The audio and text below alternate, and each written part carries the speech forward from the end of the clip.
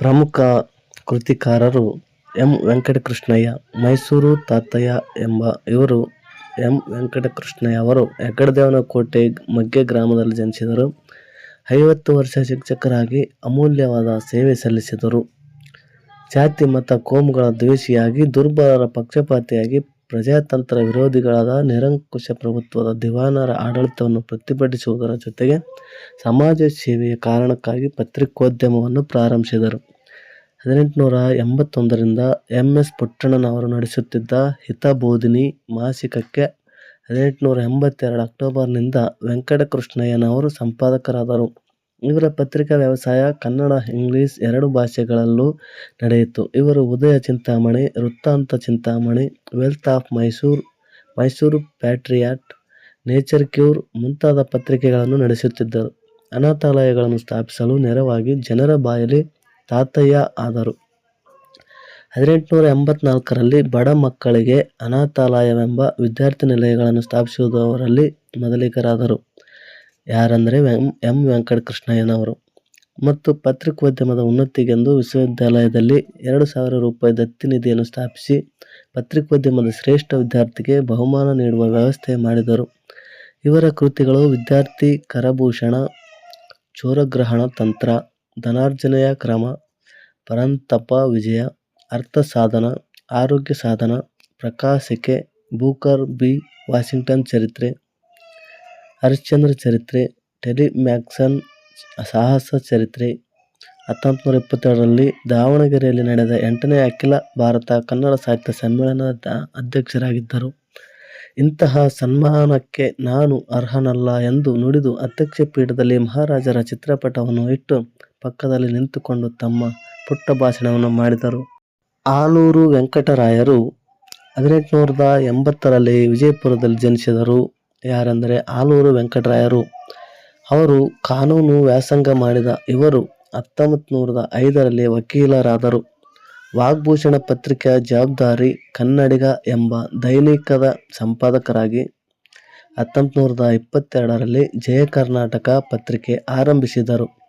ಶಿಕ್ಷಣ, ಮೀಮಾಂಸೆ, ಶ್ರೀ ವಿದ್ಯಾರಣ್ಯರ ಚರಿತ್ರೆ, ಕರ್ನಾಟಕದ ಗತವೈಭವ, ಸಂಸಾರ ಸುಖ, ಕರ್ನಾಟಕ ವೀರರತ್ನಗಳು, ಕರ್ನಾಟಕ ತತ್ವದ ಸೂತ್ರಗಳು, ಕರ್ನಾಟಕ ತತ್ವದ ವಿಕಾಸ, ರಾಷ್ಟ್ರೀಯತ್ವದ ಮೀಮಾಂಸೆ, ಗೀತಾ ರಹಸ್ಯ ಎಂಬ ತಿಲಕರ ಕೃತಿಯ ಅನುವಾದ, ನಾವು ಈಗ ಬೇಡುವ ಸ್ವರಾಜ್ಯ ಎಂಬ ಕೃತಿಗಳನ್ನು ರಚಿಸಿದ್ದಾರೆ. 1930ರಲ್ಲಿ ಮೈಸೂರಿನಲ್ಲಿ ನಡೆದ ಕನ್ನಡ ಸಾಹಿತ್ಯ ಸಮ್ಮೇಳನದ ಅಧ್ಯಕ್ಷರಾಗಿದ್ದರು. 1964ರಲ್ಲಿ ನಿಧನ ಹೊಂದಿದರು. B. M. Shri. B. M. Shri ಅವರು ಜನನ 3/1/1884ರಲ್ಲಿ ಗುಬ್ಬಿ ತಾಲೂಕು ಸಂಪಿಗೆಯಲ್ಲಿ ಹುಟ್ಟಿದರು. ಬೆಳ್ಳೂರು ಮೈಲಾರಯ್ಯ ಶ್ರೀಕಂಠಯ್ಯ ಇವರ ಪೂರ್ಣ ಹೆಸರು. ಹೊಂಗನಸುಗಳು ಕನ್ನಡಿಗರಿಗೆ ಒಳ್ಳೆಯ ಸಾಹಿತ್ಯ, ಶ್ರೀ ಸಾಹಿತ್ಯ.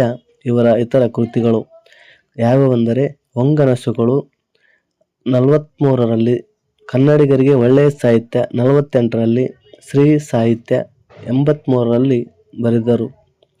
ಹೊಂಗನಸುಗಳು, ಕನ್ನಡಿಗರಿಗೆ ಒಳ್ಳೆಯ ಸಾಹಿತ್ಯ, ಶ್ರೀ ಸಾಹಿತ್ಯ ಇವು ಇವರ ಕೃತಿಗಳಾಗಿದ್ದರೆ, ಇವರ ಸಮಗ್ರ ಕೃತಿಗಳನ್ನು ಶ್ರೀ ಸಾಹಿತ್ಯ ಎಂಬ ಹೆಸರಿನಲ್ಲಿ ಕುವೆಂಪು ಕನ್ನಡ ಅಧ್ಯಯನ ಸಂಸ್ಥೆ ಪ್ರಕಟಿಸಿದೆ.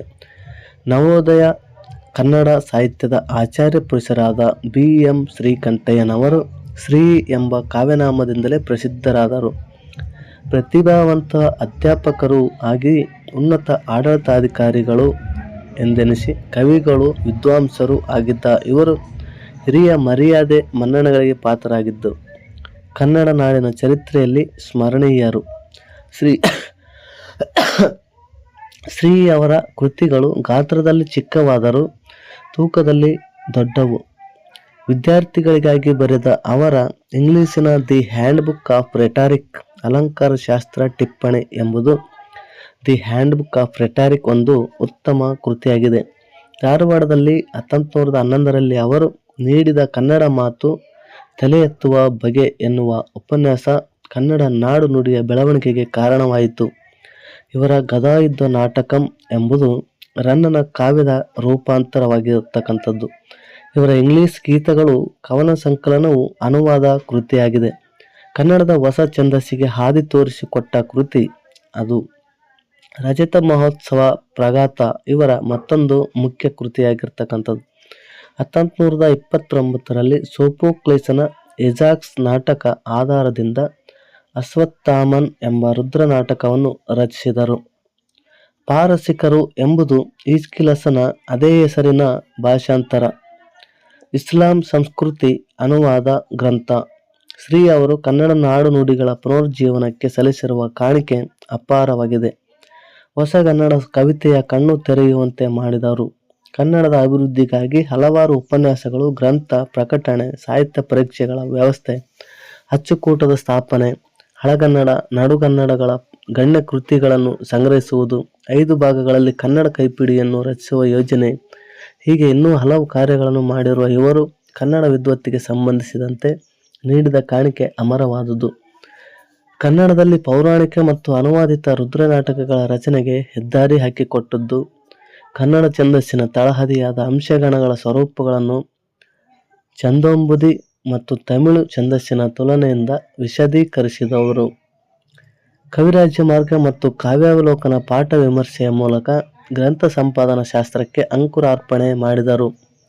ಕನ್ನಡ ಸಾಹಿತ್ಯ ಪರಿಷತ್ತು, ಮೈಸೂರು ವಿಶ್ವವಿದ್ಯಾಲಯದಲ್ಲಿ ಕನ್ನಡ ನಾಡಿನ ಚರಿತ್ರೆ, ಕನ್ನಡ ಕೈಪಿಡಿ, ಕಾವ್ಯ ಸಂಗ್ರಹಗಳು ಈ ರೀತಿಯ ಗ್ರಂಥಗಳನ್ನು ಪ್ರಕಟಿಸುವ ಮೂಲಕ ಕನ್ನಡ ವಿದ್ವತ್ತಿಗೆ ತಳಹದಿ ಹಾಕಿದರು. ಇಂಗ್ಲಿಷ್ ಗೀತೆಗಳಲ್ಲಿ ಕೃತಿಯಲ್ಲಿ 63 ಗೀತೆಗಳು ಇರುತ್ತವೆ. ಅದರಲ್ಲಿ 60 ಇಂಗ್ಲಿಷ್ ಪದ್ಯಾನುವಾದಗಳನ್ನು, 3 ಸ್ವತಂತ್ರ ಕವನಗಳನ್ನು ಒಳಗೊಂಡಿದೆ. 1921ರಲ್ಲಿ 12 ಗೀತೆಗಳನ್ನು ಒಳಗೊಂಡ ಕೃತಿ ಪ್ರಕಟವಾಗಿತ್ತು. 24 ಕವನಗಳನ್ನು ಒಳಗೊಂಡ ಸಂಕಲನ 1924ರಲ್ಲಿ ಪ್ರಕಟಪಡಿಸಿ ಮತ್ತು 26ರಲ್ಲಿ 63 ಕವನಗಳನ್ನು ಒಳಗೊಂಡ ಇಂಗ್ಲಿಷ್ ಗೀತೆಗಳು ಕೃತಿ ಪ್ರಕಟವಾಯಿತು. ಕನ್ನಡದ ಬಾವುಟ ಸಂಪಾದಿತ ಕೃತಿಯಾಗಿರ್ತಕ್ಕಂಥದ್ದು. ಕನ್ನಡಿಗರಿಗೆ ಒಳ್ಳೆಯ ಸಾಹಿತ್ಯ, ಕನ್ನಡ ತಾಯ ನೋಟ, ಶ್ರೀ ಕೃಷ್ಣರಾಜ ರಜತ ಮಹೋತ್ಸವ ಪ್ರಗಾತ, ಶುಕ್ರಗೀತೆ ಕವಿತೆಗಳ ಸಂಕಲನವಾಗಿರ್ತಕ್ಕಂಥದ್ದು. ಕನ್ನಡ ಛಂದಸ್ಸಿನ ಚರಿತ್ರೆ. ಇವರ ಸೇವೆಗೆ ಕನ್ನಡ ಜನತೆ ಹಲವು ರೀತಿಯಲ್ಲಿ ಗೌರವಿಸಿದೆ. 1928ರಲ್ಲಿ ಗುಲ್ಬರ್ಗಾದಲ್ಲಿ ನಡೆದ 14ನೇ ಕನ್ನಡ ಸಾಹಿತ್ಯ ಸಮ್ಮೇಳನಕ್ಕೆ ಅಧ್ಯಕ್ಷರನ್ನಾಗಿ ಆರಿಸಿತು. ಆಗಿನ ಮೈಸೂರು ರಾಜರು ಇವರಿಗೆ ರಾಜ ಸೇವಾಸಕ್ತ ಎಂಬ ಬಿರುದು ನೀಡಿದರು.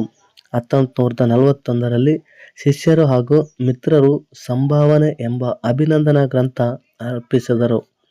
ಇದು ಕನ್ನಡದ ಮೊದಲ ಅಭಿನಂದನಾ ಗ್ರಂಥ ಎಂಬ ಹೆಗ್ಗಳಿಕೆಗೆ ಪಾತ್ರವಾಗಿದೆ. ಇವರು 1946ರ ಜನವರಿ 5ರಂದು ಧಾರವಾಡದಲ್ಲಿ ನಿಧನರಾದರು. ಗೋವಿಂದ ಪೈ ಜನನ 23 ತಿಂಗಳು 1883 ಮಂಗಳೂರಿನಲ್ಲಿ ಜನಿಸಿದರು. ರಾಷ್ಟ್ರಕವಿ ಪ್ರಶಸ್ತಿಗೆ ಭಾಜನರಾಗಿದ್ದ ಪ್ರಸಿದ್ಧ ಕವಿಗಳು ಹಾಗೂ ಸಂಶೋಧಕರು. ಕನ್ನಡ ನಾಡು ನುಡಿಗಳ ಏಳಿಗೆಗೆ, ಏಕೀಕರಣಕ್ಕೆ ಕೆಲಸ ಮಾಡಿದವರಲ್ಲೊಬ್ಬರು. ಪೈ ಅವರು ಕವಿತೆ, ಪ್ರಬಂಧ, ಸಂಶೋಧನೆ ಮತ್ತು ನಾಟಕ ಕ್ಷೇತ್ರಗಳಲ್ಲಿ ತಮ್ಮ ಸಾಹಿತ್ಯ ಕೃಷಿಯನ್ನು ಮಾಡಿದ್ದಾರೆ. ಇವರ ಮೊದಲ ಲೇಖನ ಸುವಾಸಿನಿ ಎಂಬ ಪತ್ರಿಕೆಯಲ್ಲಿ 1900ರಲ್ಲಿ ಪ್ರಕಟವಾಯಿತು.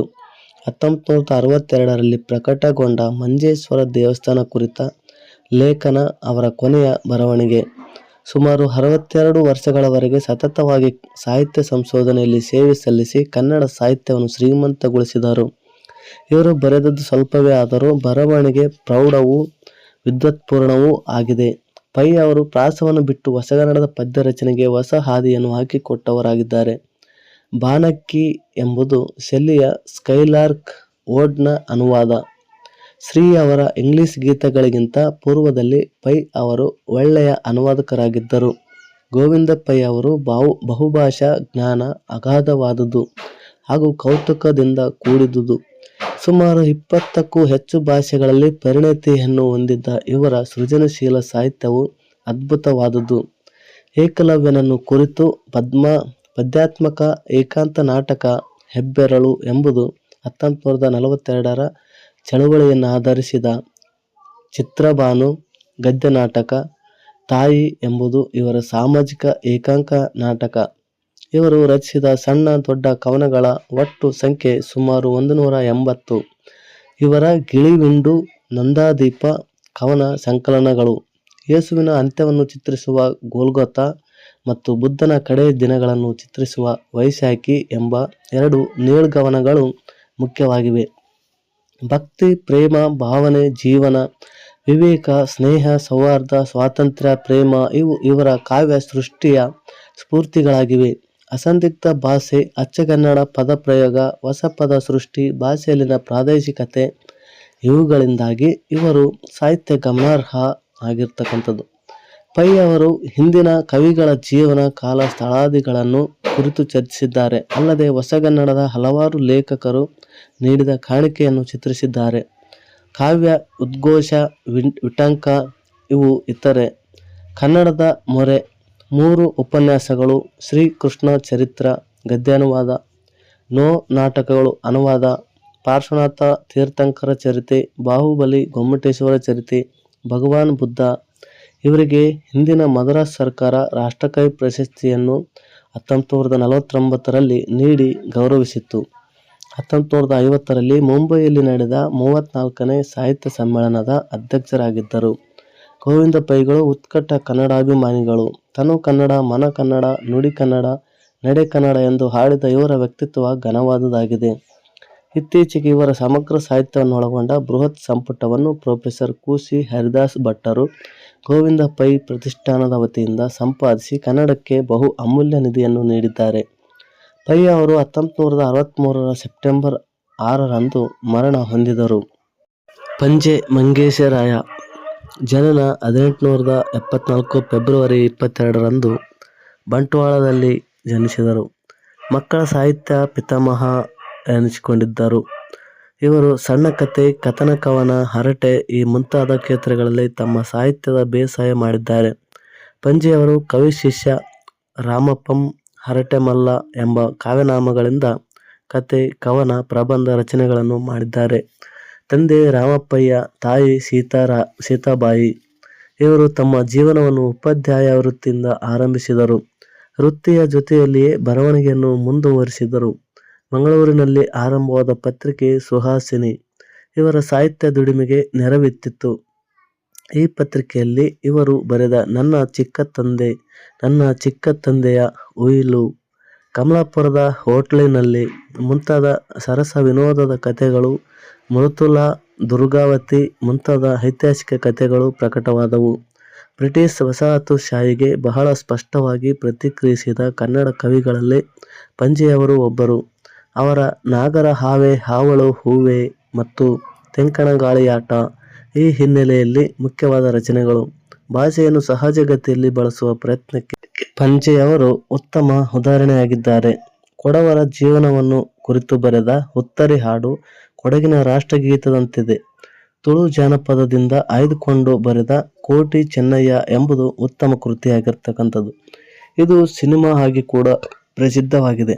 ಮಕ್ಕಳ ಸಾಹಿತ್ಯದಲ್ಲಿ ಅಜ್ಜಿ ಸಾಕಿದ ಮಗು, ಇಲಿಗಳ ತಕ್ಕತಾಯಿ, ಕೊಕ್ಕೋ ಕೋಳಿ, ಗುಡುಗುಡು ಗುಮ್ಮಟ ದೇವ, ಬೊಕ್ಕಬಾಯಿ ಕೊಕ್ಕೆ ರಾಜ, ಮಾತಾಡೋ ರಾಮಪ್ಪ, 3 ಕರಡಿಗಳು ಇವರ ಪ್ರಮುಖ ಕೃತಿಗಳು.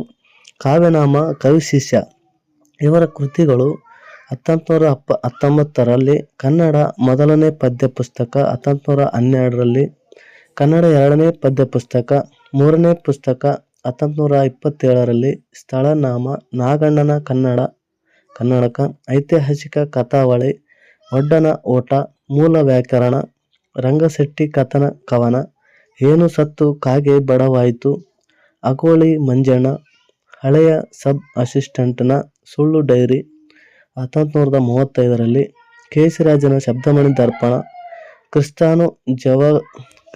ಕ್ರಿಸ್ತಾನು ಜವತ್ಸಕೋಶವನ್ನು ಸಂಪಾದಿಸಿ ಪರಿಷ್ಕರಿಸಿ ಪ್ರಕಟಿಸಿದ್ದಾರೆ. ಇವರು ಸಾಹಿತ್ಯದ ಪ್ರಕಟಣೆಗಾಗಿಯೇ 1921ರಲ್ಲಿ ಮಂಗಳೂರಿನಲ್ಲಿ ಬಾಲ ಸಾಹಿತ್ಯ ಮಂಡಲ ಎಂಬ ಸಂಸ್ಥೆ ಸ್ಥಾಪಿಸಿದರು. 1927ರಲ್ಲಿ ಪಂಚಕಜ್ಜಾಯ ಎಂಬ ಹೆಸರಿನಲ್ಲಿ ಇವರ ಸಂಶೋಧನಾ ಲೇಖನಗಳು ಪ್ರಕಟವಾದವು. ಪಂಜೆಯವರ ನಾಡು ನುಡಿಗಳ ಸಾಹಿತ್ಯದ ಸೇವೆಯನ್ನು ಗಮನಿಸಿದ ಜನತೆ 1934ರಲ್ಲಿ ರಾಯಚೂರಿನಲ್ಲಿ ನಡೆದ 20ನೇ ಕನ್ನಡ ಸಾಹಿತ್ಯ ಸಮ್ಮೇಳನ ಅಧ್ಯಕ್ಷರನ್ನಾಗಿ ಆರಿಸಿ ಗೌರವಿಸಿತು.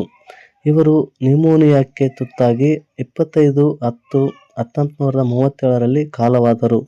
ಇವರ ಜನ್ಮ ಶತಾಬ್ದಿಯ ಅಂಗವಾಗಿ ಅವರ ಬರಹಗಳನ್ನು 3 ಸಂಪುಟಗಳಲ್ಲಿ ಓರಿಯೆಂಟ್ ಲಾಂಗ್ಮನ್ ಸಂಸ್ಥೆಯವರು ಪ್ರಕಟಿಸಿದರು.